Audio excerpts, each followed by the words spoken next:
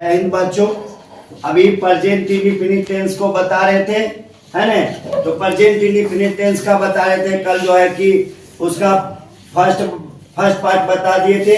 आज भी present indefinite tense को बता रहे हैं। यहाँ ध्यान देंगे सारे बच्चे, इधर ध्यान देंगे। क्या देखिए क्या है, निगेटिव सेंटेंस है ना। प्रेजेंट इंडेफिनिट टेंस का क्या है, निगेटिव सेंटेंस। इसको समझिए आप लोग, है ना। करा यदि वाक्य प्रेजेंट इंडेफिनिट टेंस का हो और वह वाक्य है ना निगेटिव हो, यानी प्रेजेंट इंडेफिनिट टेंस का कैसे पहचानेंगे कि जिस हिंदी वाक्य के अंत में ता है, ती है, ताहू इत्यादि लगा रहे हैं, तो ये प्रेजेंट इंडेफिनिट टेंस का वाक्य हो जाएगा। और वह वाक्य क्या है, निगेटिव हो या वाक्य में नहीं लगा हो। देखिए वाक्य में क्या रहेगा, नहीं लगा रहेगा, तो इसके अंग्रेजी अनुवाद में सब्जेक्ट के बाद डू नॉट या डज नॉट का प्रयोग करते हैं, है ना। ये दो सब्जेक्ट के बाद क्या करते हैं, डू नॉट या डज नॉट का प्रयोग करते हैं। जैसा कि देखिए फॉर्मूला में दर्शाया है, यहाँ सब्जेक्ट हो गया डू नॉट या does not plus V1 plus object हो गया, है ना। और ये देखिए ध्यान दीजिएगा, ये सब फॉर्मूला जो है कि याद रखिएगा, आगे जब वॉइस बताएंगे तो काम आएगा। यहाँ देखिएगा subject plus do not does not plus V1 plus object. इसमें V1 आ गया, क्यों, क्योंकि डज आ जाता है, एस जो है कि डू डज आया है, इसमें लग गया। तो जो क्या होगा, थर्ड पर्सन सिंगुलर नंबर जो सब्जेक्ट होगा उसके बाद उसके साथ डज नॉट का प्रयोग करेंगे और बाकी सभी के साथ डू नॉट का प्रयोग करेंगे, है ना।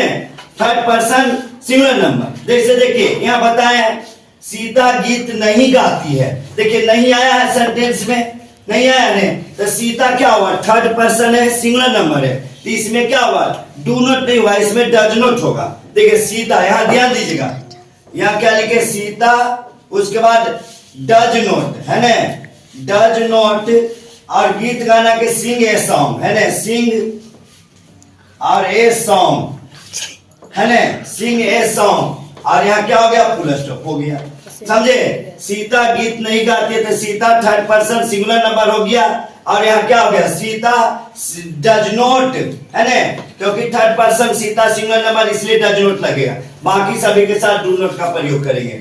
सिंग ए सॉन्ग, जैसे यहाँ देखिए तुम घर नहीं जाते हो, तो तुम क्या है, सेकेंड पर्सन है, तो इसमें क्या होगा, डू नॉट का प्रयोग करेंगे। यहाँ और क्या चीज, देखिए इधर you do not go home, GOM go home, HOME। यहाँ ध्यान दीजिएगा, अगर होम के जगह हाउस लिखेंगे तो टू का प्रयोग करेंगे, अगर यहाँ हाउस लिखेंगे तो क्या हुआ, you do not go to house हो जाएगा, है ना, क्योंकि हाउस होता बड़ा मकान और होम होता छोटा मकान। इधर ध्यान देंगे बोर्ड पर सारे बच्चे, है ना। देखिए और ये थर्ड नंबर में लिखे क्या, इंट्रोगेटिव सेंटेंस, है ना, इंट्रोगेटिव सेंटेंस है। जैसे क्या है, यदि वाक्य प्रेजेंट इंडेफिनिट टेंस का हो, है ना, और वह वाक्य इंट्रोगेटिव हो, वह वाक्य क्या हो, इंट्रोगेटिव हो, तो पहचान से पकड़ लेंगे कि प्रेजेंट इंडेफिनिट टेंस का वाक्य है ना। और वह क्या, प्रेजेंट इंडेफिनिट क्या, मुख्य क्रिया के साथ ता है, ती है, अंत में लगा रहता है, और वह वाक्य के शुरू में या अंत में, है ना, यहाँ शुरू में या अंत में ये देखिए क्या लगा हो, है ना, क्या लगा हो, तो इसके अंग्रेजी अनुवाद में सबसे पहले डू या डज का प्रयोग करते हैं, है ना।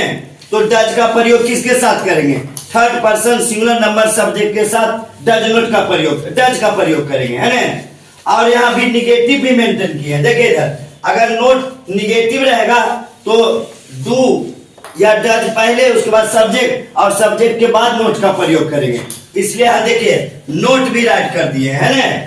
देखिए दोनों तरह से जो है ट्रांसलेशन यहाँ दिए, क्या है, यहाँ देखिए क्या राम बाजार जाता है, तो क्या राम बाजार जाता है, तो राम थर्ड पर्सन है, यहाँ क्या होगा, सबसे पहले डज होगा। यहाँ ध्यान दीजिएगा, सबसे पहले क्या होगा, does Ram go to market, MARKET, है ना, डज राम गो टू क्या हो गया, मार्केट, है ना। अब यहाँ देखिए यहाँ गोज क्यों नहीं हुआ, क्योंकि यहाँ डज यहाँ आ गया, है ना, ASIS, इसलिए V1 वहां होगा, गो क्या V1 है।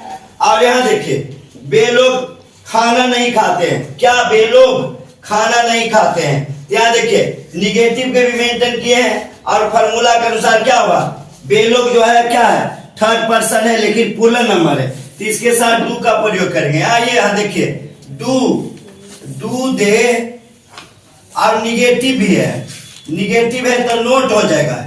देखिए नोट किए ना, सब्जेक्ट के बाद नोट, और क्या खाना, खाना क्या होता है, ईट फूड होता है, ईट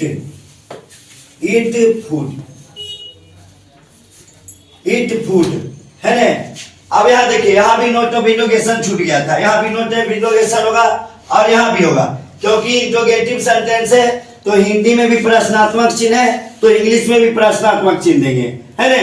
तो सारे बच्चे समझिए, फिर से देख लीजिए, ये निगेटिव सेंटेंस है कि यदि वाक्य प्रेजेंट इंडेफिनिट टेंस का है यानी प्रेजेंट इंडेफिनिट का मुख्य क्रिया के साथ ता है ती लगा रहेगा तो समझेंगे कि वाक्य प्रेजेंट इंडेफिनिट टेंस का है। और ये निगेटिव का क्या है, नहीं लगा रहेगा वाक्य में, तो क्या करेंगे, सब्जेक्ट के बाद डू या डू नॉट या डज नॉट का प्रयोग करेंगे, है ना। और इंट्रोगेटिव जस्ट उसी तरह से इंट्रोगेटिव हो गया कि यदि वाक्य प्रेजेंट इंडेफिनिट टेंस का है यानी मेन बात है कि वाक्य को पहचानना है और वाक्य के शुरू में या अंत में क्या लगा हो तो उसके अंग्रेजी अनुवाद में सबसे पहले सब्जेक्ट के अनुसार क्या करेंगे, डू या डज का प्रयोग करेंगे। ऐसे भी डज क्या होगा, थर्ड पर्सन सिंगुलर नंबर के साथ आएगा। इसका भी फॉर्मूला यहाँ दिए हैं और यहाँ देखिए बताए हैं, यहाँ है ना, यहाँ बता दिए कि कैसे बना है और ये फॉर्मूला हो गया। हाँ एक और होगा, इसमें देख लीजिए यहाँ क्या है, एक WH प्रोनाउन जैसे बीच में रहेगा क्या, कब, क्यों, कैसे, कहाँ, बीच में लगा रहेगा, है ना। तो उसका जो है क्या है, अलग होगा, थोड़ा सा अलग होगा। उसका वीडियो जो है कल बना के आप लोग को लोड कर देंगे, है ना। इसको अच्छी तरह से राइट कर लीजिए और समझ लीजिए। वीडियो को ज्यादा से ज्यादा लाइक एंड सब्सक्राइब करें। Thank you.